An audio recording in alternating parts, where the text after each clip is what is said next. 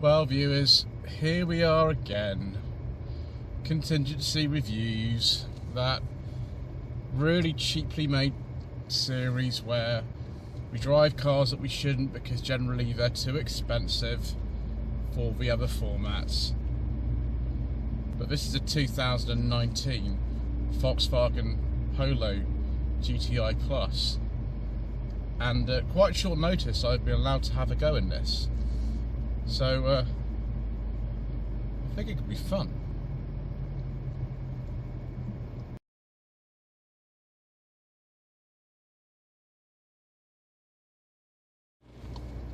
So the current generation Polo was launched in 2017. It's actually the 6th generation car, although whether you actually call it the Mark 6 is completely up for debate.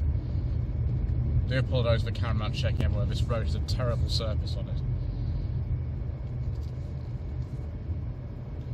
This car was launched back in 2017, and the GTi is actually the only one in the range, or rather the range that we can talk about, which doesn't have a variation of Volkswagen's very famous 1-litre engine that was launched in the Up, Citigo and Me in 2011, and the turbocharged variants then came afterwards.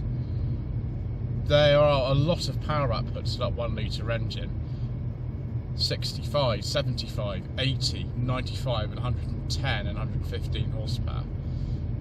I wouldn't probably recommend you go for the 65 and 75 horsepower versions. They're only made until 2019 anyway, so there's not many of those around. 80 possibly, but the best ones really are the 95 and either the 110 or 115 depending on the year. The 110 tend to be after 2020, I think. Obviously, above that we've got this GTi Plus car, and this has a lot more power. A lot more. It's actually got 197 horsepower. The later versions of this, I think 2021 onwards, have 204 horsepower. So lots and lots and lots of choice. This car's only available with this DSG gearbox, although you can get manuals in a lot of the 1-litres.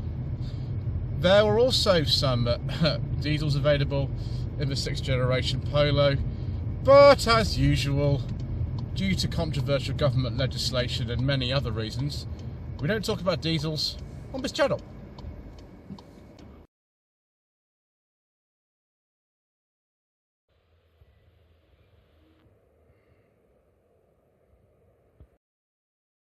Fortunately, although we're just by the sea where we are in Somerset today, there's very little wind, which isn't like most of my videos, unfortunately, viewers.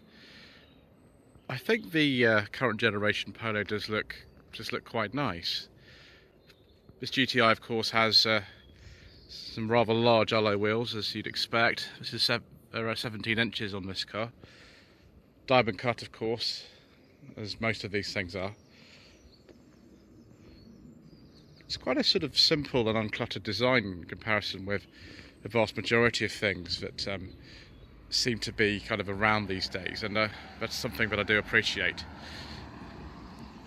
I'm not sure what this sort of this stuff is, because I've had this car offered to me at quite short notice. It's not been possible to sort of get it prepared to some crazy standard.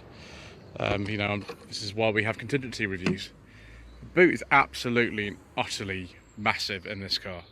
It's 351 litres of space, and you can see that my friend's actually got all his stuff in here for doing some bits of work. So, you know, that's a real advantage with one of these. The boot is much bigger than something like a Mark 8 Fiesta. I think that's 292. This is 351, which is almost as actually big as a Golf. I think a lot of people would be, you know, better off in some ways buying one of these as opposed to a more expensive Golf GTi. Pre-facelift cars like this don't have quite the same sort of fancy front end, but I think it still looks pretty reasonable. And one of the things you'll notice immediately on the interior of this car is the homage to the original Mark 1 GTi with these seats in it. So we've got various sort of spaces with things. In fact, we've even got 2 USB ports down there. That's fantastic. Right, what I'll do is I'll just move some of this stuff out of the way and I'll climb at the back and we'll see how spacious it is. One thing you Volkswagen experts are going to have to tell me is whether or not these Isofix mounting points here have covers on them, because if they do, then they've been lost or something. You can fold the seats very easily. Fortunately, the headrests are adjustable in the back, so you don't have to have your view restricted if you don't have anybody sitting in here. So we just, there we go. It's not quite as spacious as I actually thought. I mean, it's quite dark in here anyway. Let's just shut the door. It's quite dark in here anyway, because of this headlining, which used to be a feature of a lot of these hot hatches, like the Fiesta ST is the same, and some of the old Corsa VXRs were like this too. So it's not the best light. It actually is coming out okay on camera, so that's more important. Really kind of variable sort of quality in here. We've got these nice kind of damped feeling door handles, but rather than like my old Seat Toledo, we've got just acres and acres of hard plastic with no fabric here apart from just there. That's not even fabric. Dear me, that's really bad in terms of cost cutting. This is a GTi Plus. You don't get anything, and you get some nice big door bins. But you should expect for the amount of money which this car costs. I think it's over £20,000 new, a GTi Plus. So have something else. But just look at that. I mean, if you were buying an S model, which is the base of the Polo range, then it might be good. But it's just a bit much, really. We have got some places to put odds and ends. Light is actually today, isn't it, viewers? We don't get a rear armrest either. And something else you'll notice, and we'll look at this in more detail there, there's no climate control in this car. I think that was an option. It's just got standard aircon. Now, I don't think I'm that bothered by it personally, but if you're paying for the sort of best of the best in these, and you know it's not a Fabia or something which is a bit cheaper, then shouldn't you want like all the features to come as standard? I don't know. Answer in the comments section below, viewers. Anyway, I'm very thankful that's USB and not USB-C. That's all I can say. Let's get in the front. Right, we do have keyless entry, and there we go. It's pretty easy getting in, that's nice. It's a bit bigger than an old Polo G40, that's for sure. So in this car, we've actually got the upgraded screens in this. So we've got like an Audi style virtual cockpit just there. We've also got this this big screen here. I'm just going to be very careful with this so that I don't sort of show exactly kind of where we are on here. With the sat nav. I hope that doesn't boot up straight away. If it doesn't, that's absolutely fine. That's not a problem. I like this red bit for the dashboard though, because if you didn't have that there, the dashboard would be really, really dull. Everything does feel good quality though. I mean, there's no soft plastic in here, which is a real shame, but a lot of people wouldn't even be bothered by that. But look, you can see it's just got standard aircon controls in here. So we've got this huge big digital driver's display and this big screen in the middle we'll have a look at in a second, and standard climate control, and there's this start button. Different driving mode as well, though I'm not sure I have a chance to play with that too much because we haven't got a very long test route today, so maybe I can't have too much to go at that. But one thing you'll see is a parking sensor button to turn them on and off, but there's no reversing camera on this car either. I think that was an option too. So a bit of a weird sort of spec. Only the DSG is available with the GTi and GTi Plus. And there are the paddles there. You can use those to change gear. I don't know how many people would do that actually in this sort of car. Maybe they would because it's a sporty one, but a lot of people just leave that in auto, don't they? These stalks, they're off my old Seat Toledo, my Mark IV Toledo, but exactly the same. Isn't that brilliant? That's fantastic. Yeah, still using them, and these window switches are the same as well. Mirror switch is a bit nicer. That's not often marked for Toledo. Neither is that door locking button. That's sort of this. And we also have automatic lights, and I imagine we've got automatic wipers as well. Right, I'll just check out this infotainment system just to make sure we don't have the sat nav come up straight away, and I'll be back in just a moment. Right, viewers, so we're perfectly safe to turn this on. It's got App Connect here. I'm not going to touch the sat nav. Actually, I'm not even sure it has it in here. Isn't that interesting? There's no link to have it. So we've got Android Auto, Apple CarPlay, and MirrorLink, and some other stuff. We don't have sat nav. Not that you need it if you've got one of these. Just interesting, really. Maybe again that was an option. But this driver's display, that's very, very nice. I prefer this, actually, I think, to the Mercedes A-Class AMG line that we tested on Contingency Reviews back in February. I think this is a bit simpler. Certainly these are simpler. Let's just have a look here. What sort of apps could we get with this? Oh, right. So we go radio. Yeah, loads of DAB stations, and to turn that off because we don't want any copyright infringement views, and we can just swipe like this, and we can add some more. That's pretty good. Let's have a look at the menu. Yes, look at all that vehicle. We can have images and things like that. We've got 2 USB ports down there, so one of those will connect up, and we can show photographs and things. The cruise control bits are on here. That would be on there, I think, for the telephone system. So see about vehicle settings and see if we've got things we can play around with. Yes, active info display. I wonder what happens if we alter this. If we can view 1, view 2, classic. Yeah, it does actually do things. Isn't that fun? So if I look at the menu here, does that do anything? If I press these buttons, there we go. Assist systems. What sort of assist systems can we get? Not anything today. So that's radio, assist systems, driving data, lap timer, eh? It even tells you, like in a Mercedes, when you need to replace the key fob battery. That's quite handy, actually. I do like that. iPhone, no iPhone today because we're not using anything like that. If I go cars, these are driving modes and things. Performance monitor. Oh, that looks fun. Lap timer. Yep, lap timer. Yeah. I'm not going to be able really to sort of do too much with this because I'm not actually kind of with anybody else who can film this whilst I'm driving today. I'm just on my own, so won't be able to do that. But let's have a look at the vehicle search. What does that tell us? Yeah, it's got stop start. Please replace the key battery. That's not too much fun, is it? Tire pressure loss indicator. You've got tire pressure monitoring in here. Selection. Think blue trainer. Oh yes, you can have a little score there to see if you drive economically. Which yeah, in this sort of car, you can get 40 miles per gallon in this. So that's what the official figures say. But I don't know if you would, to be honest, viewers. One thing I can do, actually, just keeping the handbrake on. I like the old-fashioned handbrake in here. That's fantastic. Start her up, and I think I'll just show you the park assist system. It's not actual park assist, and it will park automatically for you. But if we put it into reverse, still just keeping the handbrake on.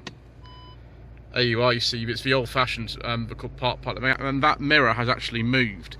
So if I move over there, you can see the mirror should just point down. No, it hasn't. That's annoying, viewers. Let's try again.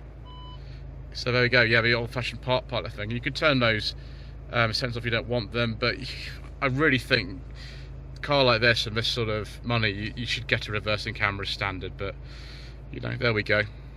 Let's turn her off. You don't need that. I do like the fact that that's a nice physical switch for the lights, and unlike on a Golf Mark 8, it's not all fiddly touch buttons. I think the facelifted ones of these do have fiddly touch slider things if you want to go for climate control. To see about this glove box, can I put my secret mission documents in? I might not be able to, actually, because there's a lot of other stuff in here, so possibly not. No. Oh yes, and its old friend, recent Volkswagen thing. There is a CD player in here, and you can put an SD card in it. It's really hard to show you, but there we go. But it's in there. So, unfortunately, no secret mission documents for me, so they're going to have to go in there. Never mind, you can't have everything, can you? So here we are, 2-litre engine in this car, developing, in this case, 197 horsepower. I thought I was going to have the old Volkswagen coolant reservoir from the mid-90s in this, because my old 2017 Seat Toledo 1-litre TSI actually still have that, but we've got a new one in here. That's a bit disappointing, never mind. That dipstick looks familiar though. Typical thing, you can't really see anything in here due to this big cover, but there is the oil filler cap, brake fluid, and that kind of stuff. One thing to be aware of, I'm not so sure about this engine, but with the 1-litre engine, there's a wet belt engine. So the timing belt actually is housed inside the engine as opposed to just outside it, so it actually gets wet with the oil. So I'm a little bit concerned about engines like that in terms of longevity, but if that is a concern for you, I mean, I'm not sure it affects this particular car because you've got the 2-litre in here, but just check that sort of carefully, and obviously make sure when you're buying your 6th generation Polo, perhaps you need a warranty on it. That might be a good idea. Front parking sensors, of course. This car actually feels a little bit bigger than I imagined it would, although that's generally due to the size of cars just increasing these days. Right, I think, viewers, I think it's time to go for another drive, because it's fun.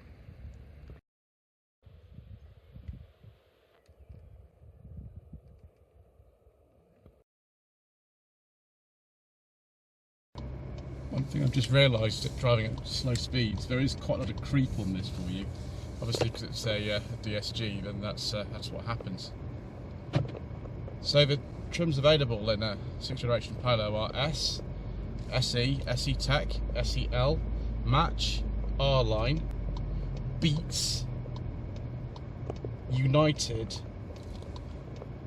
and Active. Now the standard trims have changed from S, SE and SEL recently to Life and Style, and then I think there is a United above that. It's a bit confusing. That's with the facelift that came in sort of middle of 2021, I think it was. Obviously similar cars to this within the Volkswagen empire are the Seat Ibiza and a brand new Fabia. They're all on this platform. It's just very, very, very easy to drive. Some of these GTIs do come with adaptive suspension. I don't think this car has it. But there is a little mode selector down here to see if that makes any difference whatsoever to what's going on. Driving mode selection while we're in eco, because you know, that's the sort of way I drive cars, viewers. But we can change to normal, sport, or individual. We're in normal now, that sharpened it up a bit. Let's see if, well, when we press it, it's a mode, and it's going into sport mode for a little bit. Oh my gosh. Yeah. That's sharpened things up considerably, viewers. Gosh. I'm just trying to pull out of junction in front of me. That wasn't very sensible, was it? Just to be aware of what's going on. Yeah. I mean, it's kind of fine. I'm just going to put it back in eco just to save a bit of fuel, but yeah, it feels with this kind of lap timer and things that it has that actually you could take it on track and have some fun. You can also definitely feel, if you change the driving mode, the steering becomes considerably heavier and the gearbox sort of hunkers down some gears, so that's obviously something that you might want to play with. I just think I drive it in eco mode because that's what I normally do. That's the sort of person I am. So in these very narrow streets that we're kind of in, this car doesn't feel too big, which is good, because sometimes I've already on this trip had to reverse, and people are getting out of their cars as well. You've got to watch it. Yeah, not the most comfortable suspension, but much more comfortable than I was thinking. This isn't anything like a Suzuki Swift Sport, which of course is something that we've had on Contingency reviews quite recently. In fact, I think it was sort of late January we filmed that. Right, I think it's time to park up somewhere and come to some conclusions.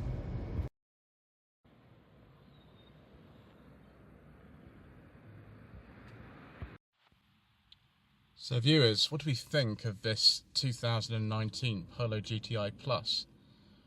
Well, I quite like it. The ride is surprisingly compliant to this, and it's very easy to drive. It's not scary or anything like that. This isn't a, a Sunbeam Lotus or something like that. So, yes, most agreeable, although it doesn't have as much of an edge as I thought it would. And maybe that's something that doesn't really concern you. Maybe you're just looking for a swift and comfortable car to actually cover distances in, and this would do really well, to be honest.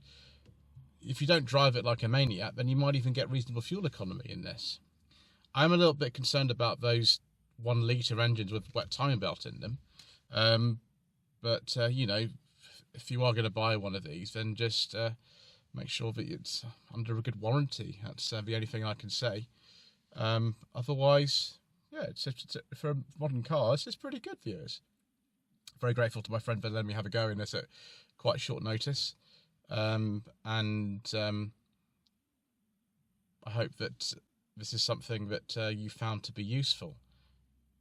Thank you for watching this episode of Contingency Reviews. Please don't forget to subscribe to the channel, like this video, and leave a comment below.